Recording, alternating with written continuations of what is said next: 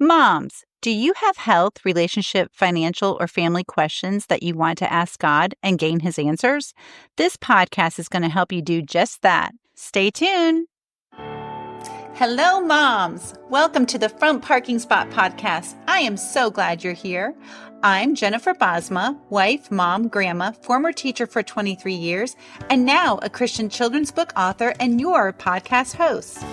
Are you a faith-based mom trying to live out a Christian life for your family? Do you want to learn more ways that you can have power over your child's spiritual growth? Inside this podcast, you will find tried and true ideas to grow in your faith and be the best wife and mom you can be. So listen in as you're cleaning up, doing the drive, or matching that sock, and be encouraged to know that God has His front parking spot set aside for you. Hello, and welcome to the Front Parking Spot podcast. Today, I have Lori Ann Wood with me today. She lives with her husband in an empty nest in the beautiful Northwest Arkansas. Having discovered a serious heart condition almost too late, Lori Ann writes and speaks to encourage deep faith questions along the detours of life. Her book, Divine Detour, The Path You Never Choose Can Lead to the Faith You've Always Wanted, was published in paperback, hardcover, ebook, and audiobook by Cross River Media. It is released in 2025 in Spanish. Exciting. The book has won 9 national and international book awards. Welcome, Lori Ann, to the Front Parking Spot podcast. Oh, hi, Jennifer. Thank you for having me. Exciting to be here. Yay. I mean, your book title, I love that. Divine Detours. We all, when we have detours in life, and your subtitle, The Path You'd Never Choose, but can lead you to the faith you've always wanted. Tell us your story. Tell us more about the book and talk to our mamas today. Yes. Well, this all started about 9 years ago. I actually had a medical evaluation for a life insurance policy, and they were trying to see if I would qualify for preferred life insurance. And I did. And they told me at that evaluation that I had less than 3% chance of ever developing heart disease in my lifetime. I wasn't very surprised because I've always had really good numbers, low blood pressure, low cholesterol. I've always just been a healthy person. Mm-hmm. But then 3 weeks later, I wasn't feeling well. And it was Thanksgiving week, and I had children at home, and I had some coming home from college, and I had all this mom stuff to do that week. So I went to convenient care on Sunday before Thanksgiving, and they gave me an inhaler. And I just kept getting a little bit worse throughout the week. And on Wednesday, I went back to convenient care. I was hoping to get the magic bullet, and they gave me an antibiotic. Oh. And then Thursday, was Thanksgiving. I spent the day in bed because I didn't have the energy and the stamina to stand up and do things, and which was strange for me, but I could hear my kids at home and I could hear the dishes and the laughter, but I couldn't be part of it. The next day was Friday, Black Friday, and I actually made an appointment with my PCP that day, went into his office, and the first thing he said was, if we're lucky, it's pneumonia, when he listened to my heart with the stethoscope, and that kind of caught me off guard. But what the chest x-ray showed instead of pneumonia was an extremely enlarged heart, and he direct admitted me into cardiac ICU with a diagnosis of end-stage heart failure, and I learned that my heart was functioning at just 6% that day. Oh, my goodness. Wow. Yeah. The convenient care kind of misdiagnosed you, my friend. They did, and there's a reason they did, and there's a reason my PCP missed it all the years, too, because I was not sharing completely, and I was not asking the questions that I needed to ask. But I spent 2 weeks in the hospital and was flown to Cleveland Clinic and became my doctor's most critical patient there for a year and a half. And then I eventually got an internal pacemaker defibrillator, and I onboarded all these meds, and for 18 months, I had no improvement, despite prayer chains and all the spiritual and physical and medical support in the world that I could get. I just was barely hanging on. But that in itself was a little bit of a miracle, because my doctors were telling me to plan on 6 months was what I had left. And I was hanging on there for a year and a half. And at one point, it was like 16 months from the day that I heard my diagnosis the first time, I came down with appendicitis, and they needed to take my appendix out, but no one wanted to do surgery on my weak heart. They just didn't think I would survive surgery, but they needed that appendix to come out. So they did an echocardiogram, which is how they determine what your heart function is. And they discovered at that moment in time, my heart was functioning at near normal. And everyone was completely caught off guard. I was more surprised then than I was when I got my diagnosis. And I had a very wise friend later tell me that God had made my heart normal at that moment to save my life from the appendicitis, which I believe. But at that time, I thought I was healed. I thought my heart failure was gone. And so when it came back about a year later, I felt like I sort of had that miracle ripped away from me. And I had a lot of faith questions. I had a lot of medical questions, but I had even more faith questions. So that began this really deep dive into what I knew about God and what I believed about God, because I'd been a believer all my life. And that detour in that heart failure journey had really brought up the questions that I needed to ask to deepen my faith. Wow. That is incredible. And the fact that, what you said in the beginning on how you always had a clean bill of health. You had Mhm. good numbers and you had did you have any family history of heart failure? I did not. I had no family history and no risk factors. And, I say that if I had made a list of everything I was worried about at that time in my life, I would have had cancer at the top and car wrecks, Mhm. but heart disease wouldn't have even been on the list. It never occurred to me that there would be something wrong with my heart. So how did it come? Okay, so we had the heart situation came back after the appendicitis and your appendix were removed and that's a gift that you were able to get through that surgery with a healthy heart. Then you find the heart failure comes back. What what did it how did that change your faith? Like what did you do at that point when you're like, "Okay, wait, my heart's bad again." What was it that changed your faith? Yes.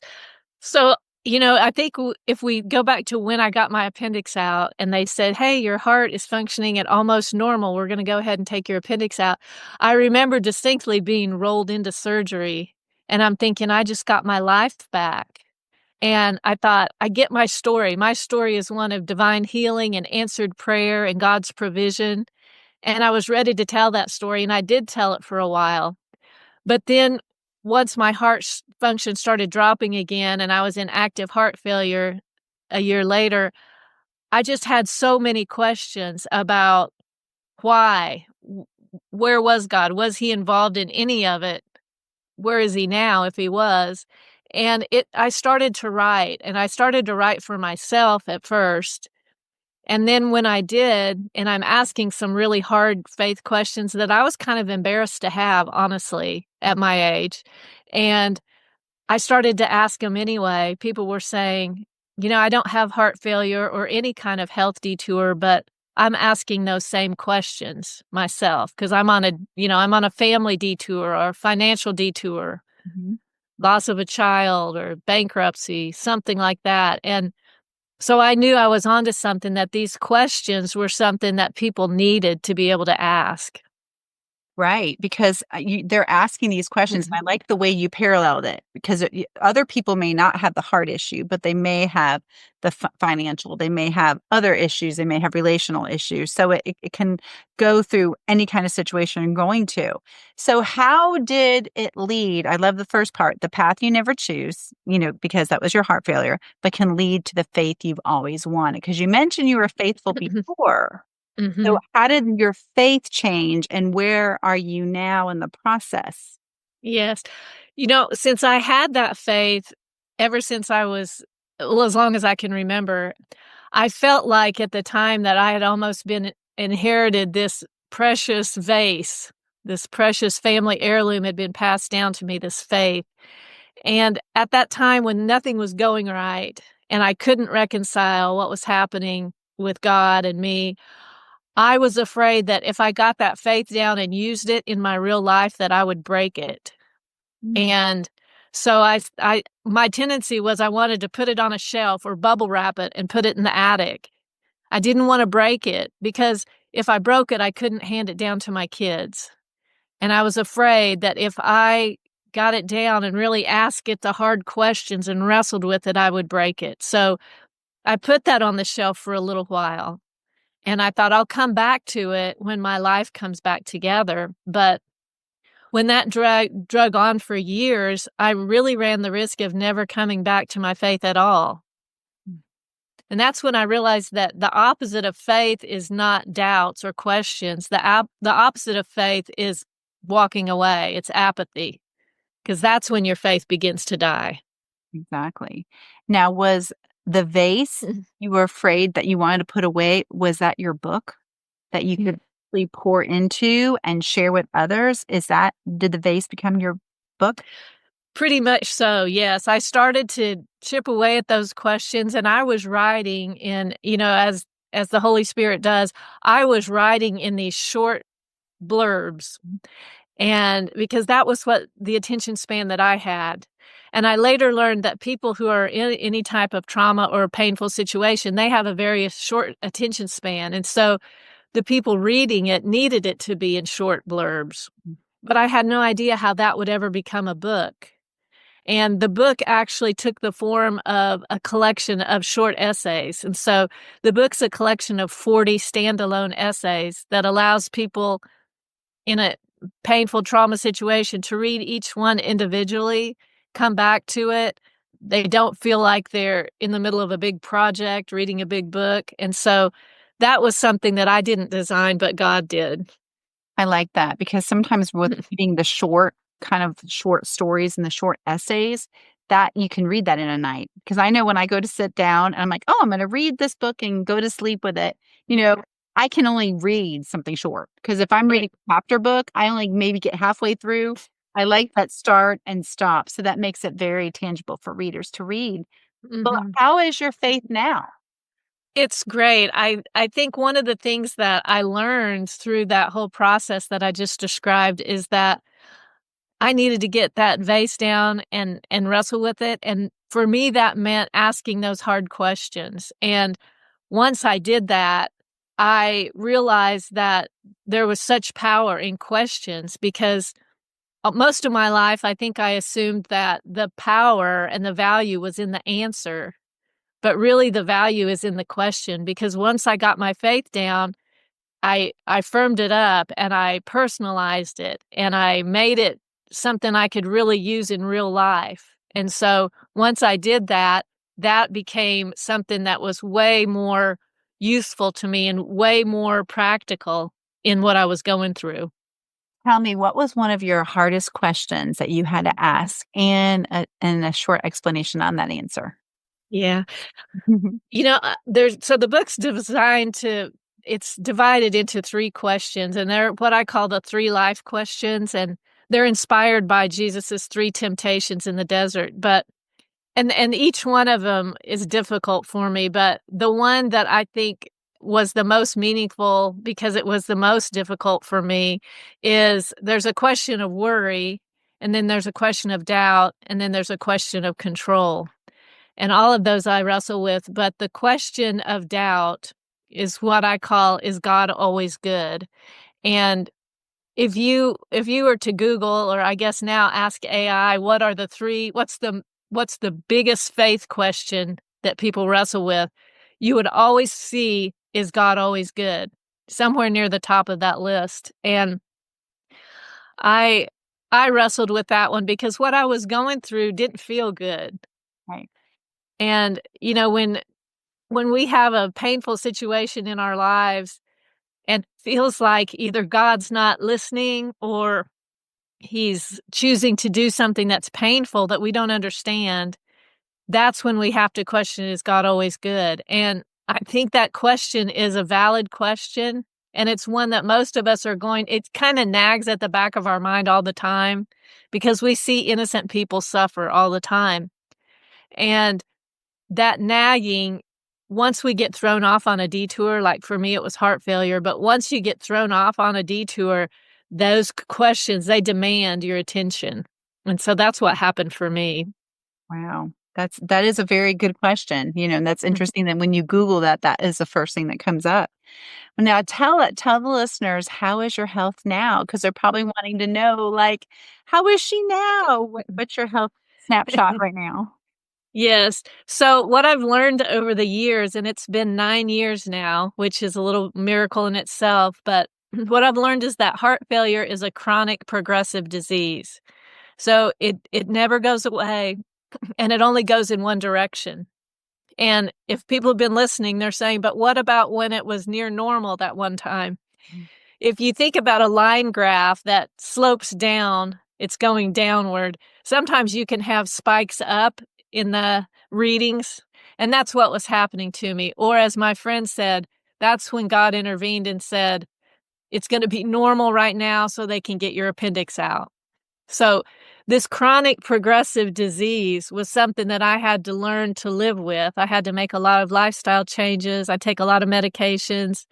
Recently, about a month ago, I had a stroke because sometimes when you have a really weak heart, it can throw off a blood clot, which is what happened to me.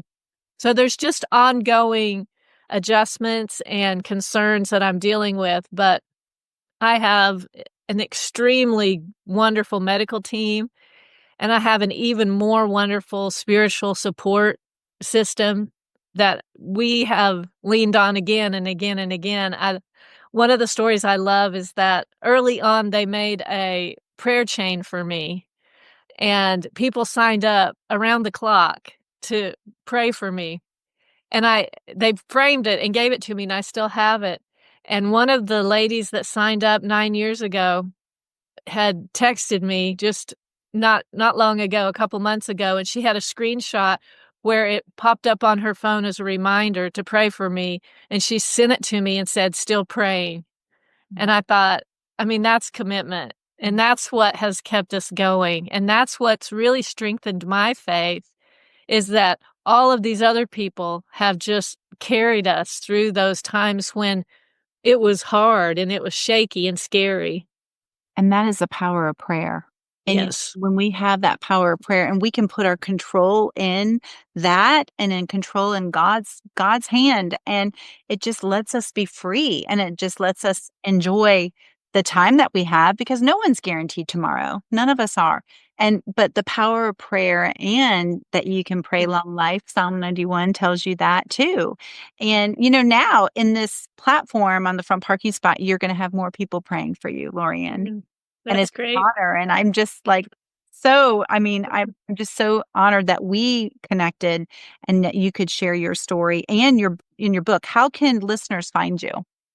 You can find more information about my writing in general at loriannewood.com, and there's a books page where you can learn about the book, read the first chapter free. There's a book trailer on there where you can just kinda look into it and see if it's for you or not, or for someone you care about. Oh, I love that. Any advice you'd give to that mom that's listening right now driving, just pops in your head, Mhm. and maybe struggling, maybe it's not a cardiac issue, but before we end the podcast, what would be that one little piece of advice that you'd give that person who's going through something right now? I think one of the things that if I could tell my younger self this, it would be that lean into those questions, whether they're faith questions or health questions. I should have asked a lot more questions about what was going on in my health. I remember as a young mom, I was not very good at entertaining questions from my kids, especially faith questions, if I didn't feel like I already had the answer because they scared me. And I felt like I might ruin it, and I was afraid. So, I think they say that 4-year-olds ask like 200 questions a day, Mhm. and my little guy, I think, was more like 400 a day. Right. He was my middle one, but I remember him coming in. I had just come home with my newborn, my 3rd child, and I had kindergarten, 4 years old, and a newborn at that point. And he walked into where I was holding his baby sister, and he said, "Mom, when are we gonna get the World Wide Web?" Oh, wow. And, in Was like, ah, 1997, I didn't know what he was talking about. so And It was cute, but he was, like, relentless on stuff like that about sinkholes and diseases and all these No new. answers, right? Yeah, I didn't know, and I was never one to say, "I don't know," or to make something up, so I just changed the subject, and I just slapped a Band-Aid on his question so I didn't have to look at it, and I think as moms, we know that when you put a Band-Aid on something, it doesn't really heal it. It just kinda covers it up so we don't look at it for a while. But what it really needs is sunlight and air and room to breathe. That's what heals it. And the same thing with our questions.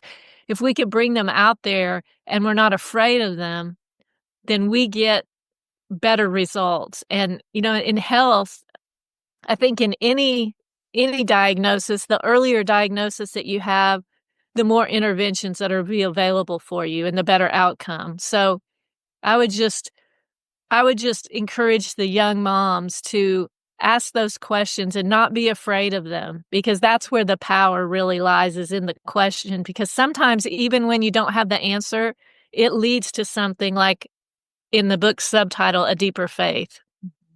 And that's the thing. So many people, I've heard of a lot of people who don't even want to go to the doctor because they don't want to know. Right. There'd be like ignorance is bliss. So, wow.